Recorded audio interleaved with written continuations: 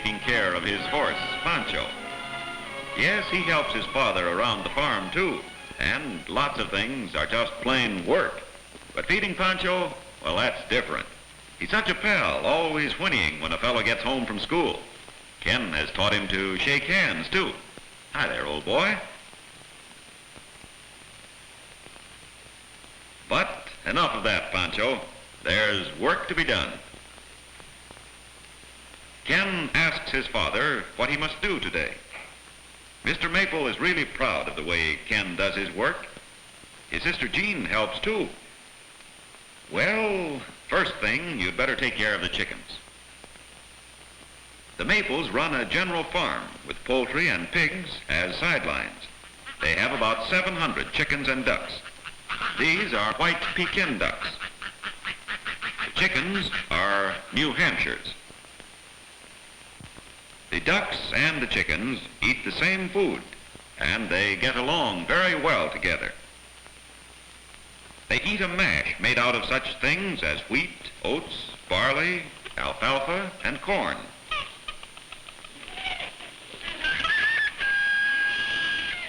The bars keep the chickens from getting into the troughs.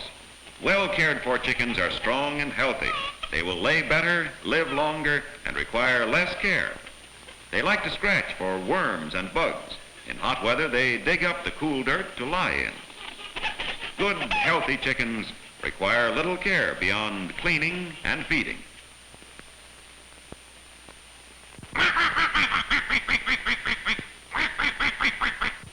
Yes, these ducks really take to water. It's natural for ducks to be in water, so of course they're better off if it is provided.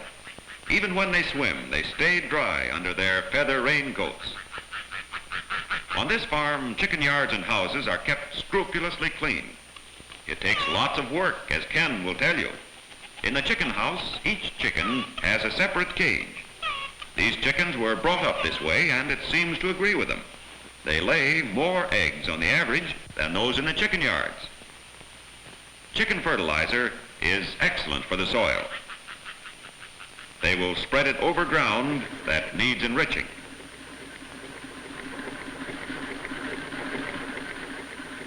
A farmer works continually to keep his soil in good condition. At harvest time, Ken works all day driving the tractor for the hay baler. The baler takes a crew of 6 men working as a team. The big machine goes straight down the line of alfalfa hay called a windrow. Ken knows how to run the machine and then stop on signal while another bale is set.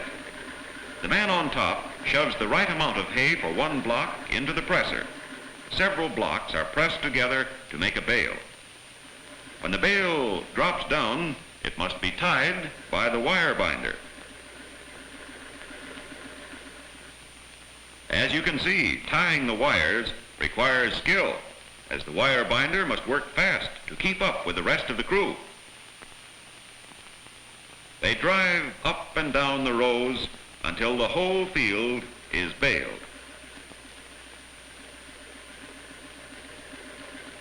Hey, something has gone haywire. You better stop the machine. Well, Ken wants to know what's up. Yes, always something happening on a farm. Well, the bale wasn't tied tightly, and so it broke. They untangle the wire and put the hay back into the machine to be remade into another bale. The hay left by the machine is called the scatters. Thrifty Ken ties up the wire. Now the job of collecting the bales. Ken is on the receiving end. This is heavy work, as each bale weighs about 100 pounds. Mr. Maple's stock will have plenty of food this winter. You see, that is what hay is stored for, to feed the horses and cows when the cold winter weather makes grazing in the fields scanty or impossible. Generally, they cut the alfalfa early in the morning, before it is dry, so that the leaves will not drop off. Mr. Maple has other fields ready to be cut, and some have been cut and are ready for the rake. Mr. Maple asks Ken to harness the work team, Lightning and Dynamite, to the hay rake. Yes, indeed, they are powerful horses. They like the surprises Ken has for them. Now, Dynamite, don't be grabby. Here, Lightning, a carrot for you, too. Ken feeds the horses 3 times a day, and he often beds them down at night. Poncho watches Ken help harness and wishes he would saddle him for a swift cross-country run, but Ken seems to be busy. He skillfully checks the bridle and collar. The harness must be comfortable for the hard work on the hay rake. The pulling chains are securely fastened to the single trees. They're off, and a magnificent team they are. Up and down the field they go, raking the cut alfalfa into rows, and then gathering the rows into piles. This field of hay will be stored loose in the barn. In the meantime, Ken is back with his father feeding the pigs. Mr. Maple has a special treat for them, some tomatoes not quite good enough for the market. The pigs are mostly grain-fed. Mr. Maple studies their diet carefully, so they will grow big and fat. Ken's father gave Ken a pig for his very own. He plans to enter her in the 4-H club contest at the county fair. Ken hopes to be one of the future hog breeders of America. Some of Mr. Maple's pigs are pure breed, and some are crossbreed. Late afternoon now, time to collect the eggs. Ken has collected the eggs since he was a small boy, but he finds it's always lots of fun. The hens aren't so sure they like it. When chickens are molting, that is, shedding their feathers, they don't lay for at least a month.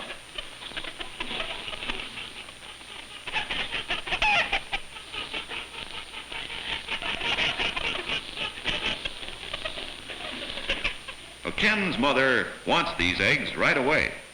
She will use a few to bake a cake. The rest, she and Jean will pack in boxes ready for the market.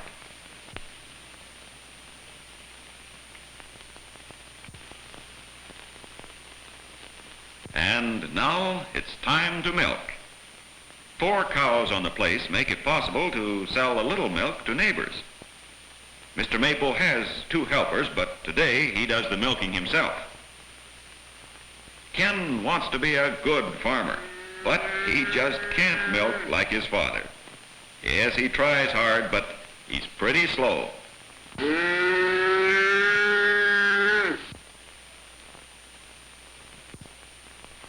Mrs. Maple works hard, gardening, canning, and helping everywhere. She likes living on the farm. Lots of work, but lots of fun, too. Say, Ken is really excited. Rosemary has a calf just 5 minutes old, and it's a mighty little one. Cows are good mothers, and Rosemary took good care of her baby. Mr. Maple gives the calf her first lesson in walking. Hey, mister, my legs aren't made for that. Steady there, youngster. Yeah, she seems pretty dumb, but after all, we didn't know much when we were 5 minutes old. Well, it's getting late. The horses are tired and want their dinner and a comfortable stall.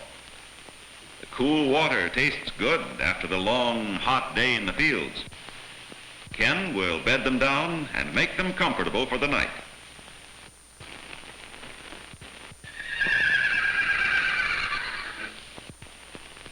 And now Ken helps Jean, who has been picking beans all afternoon.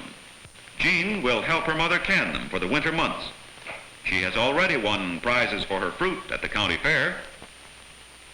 Well, a brother isn't so bad after all. That is, at the right times. Ken, Mother wants us at the barn. What do you suppose? Sounded like a surprise. Well, come on, let's go. Let's see what's up.